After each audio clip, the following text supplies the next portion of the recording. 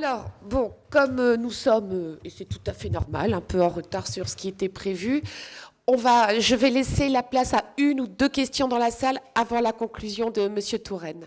Mais ceci dit, je le dis tout de suite, chacun ici ne pourra pas poser sa question, mais les débats sont loin d'être terminés puisque les prochaines réunions seront des débats avec la salle. Alors, on prend une question, madame. J'aurais une question peut-être pour le professeur Mathieu. Par rapport, faut-il rompre avec des principes, hein, c'est l'évaluation qui est faite par le Conseil d'État de dignité, peut-être ou marchandisation. Et je pense, moi je suis assez sensible et très sensible aux questions d'infertilité.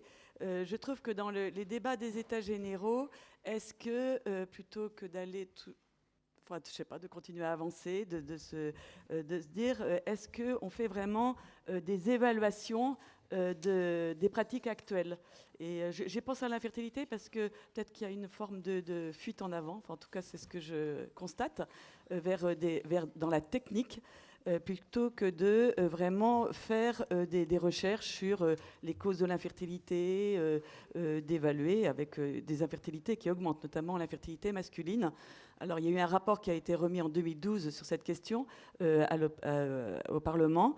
Et depuis, on ne voit pas vraiment de recherche dans ce sens, en tout cas de politique sanitaire volontariste. Et ça me pose question, en tout cas.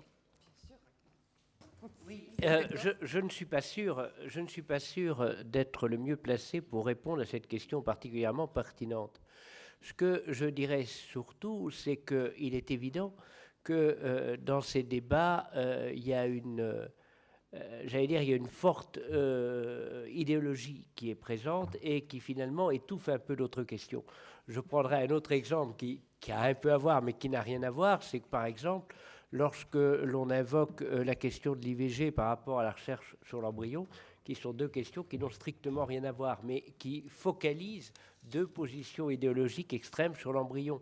Alors et je crois que dans ce cas-là, vous avez raison, il faut en revenir à un certain nombre de questions concrètes. Mais je ne suis pas le plus qualifié pour traiter des questions concrètes elles-mêmes. Bon. Juste un petit commentaire par rapport à ce que vous dites. Il y a des études, alors peut-être pas aussi importantes qu'on le souhaiterait, peut-être pas aussi valorisées, mais je prends juste un exemple parce que en fait c'est d'un laboratoire qui est chez nous, qui s'appelle l'Institut de recherche en santé, environnement, travail, et qui a montré, ça a été fortement relayé par les médias il y a quelques semaines, les problèmes notamment liés à la prise d'anti-inflammatoires à haute dose avec les problèmes d'infertilité, et notamment chez les sportifs. Mais derrière, c'est tout le sujet des médicaments et des effets secondaires qu'ils peuvent avoir, notamment des médicaments qui peuvent être très anodins. Et puis, il y a tout un sujet autour des problématiques d'environnement et de lien avec la fertilité, sur lesquels il y a quand même des équipes qui travaillent. Je voudrais vous rassurer sur ce point-là. Merci. Monsieur Giordini. Oui, juste parce que je me suis rendu compte, mais je ne lirai pas le petit texte d'Anna Arendt. Juste, je me suis rendu compte qu'il y a un sujet qu'on n'a pas tellement abordé aujourd'hui dans le domaine de la santé. Vous avez parlé des EHPAD, qui est le sujet des humanoïdes et de la robotisation d'un certain nombre de tâches que l'on voit. Moi, j'ai vu un certain nombre de choses au Canada notamment. Et je pense qu'on a assez peu vu la question de l'altérité. C'est-à-dire, on a beaucoup posé la question de la dignité, on a posé la question de la liberté.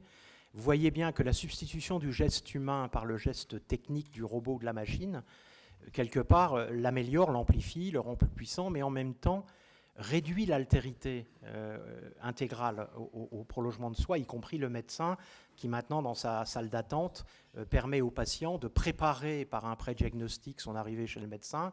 Et notamment en Belgique, j'ai un ami qui était dans une telle expérience, et le médecin lui a dit « c'est formidable, grâce à ça j'ai réussi à réduire à 6 minutes la durée moyenne de la consultation médicale ». Et on voit bien que la question qui va se poser, c'est que moi je préférerais qu'ils disent « j'ai accéléré de 6 minutes le diagnostic, j'ai vérifié 3-4 trucs, vous avez pris, l'attention a été prise par vous-même, par la machine connectée à votre dossier médical », et qui disent « et maintenant, si on parlait de la dimension holistique de votre santé ». Et je suis assez d'accord, ayant une fac de médecine, avec ce qui était dit tout à l'heure, il va falloir très rapidement produire une révolution copernicienne dans la façon dont on forme les médecins. Et ça, il va falloir se coltiner politiquement le sujet. C'est une question fondamentale. Voilà, je ne veux pas retranscrire le débat, je suis prêt à en discuter avec vous, mais je crois que c'est une question fondamentale.